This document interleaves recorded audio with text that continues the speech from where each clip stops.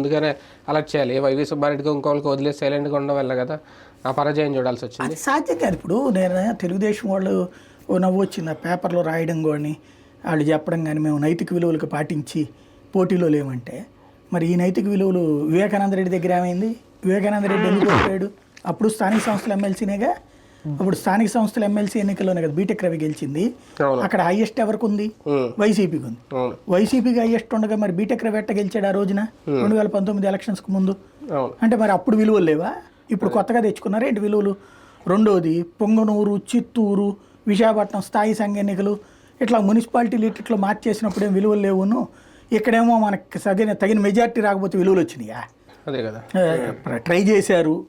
ముందు ఏంటంటే ఇక్కడ సమస్య ఏమైపోయిందంటే మామూలు ₹1 కూడా చాలదు. ఒక ₹1 అంటే ఏంటా 10 లక్షలు 10 లక్షలు అంతే కదా. 10 లక్షలు ఇంటూ ₹1. అక్కడ 300 మందిని కొనాలంటే ఇప్పుడు ఎంతమంది? 880 ఉన్నాయి ఓట్లు. వీళ్ళకి 300 చిల్లర ఉన్నాయి. టోటల్గా కావాల్సింది 420. అంటే ఇంకొక 150 మందిని అన్నా కొనాలి వీళ్ళు. 150 మంది అంటే 10 లెక్కన వేసుకుంటే 15 పదులు. 15 ఇంటూ ₹1 వేసుకోవాలి.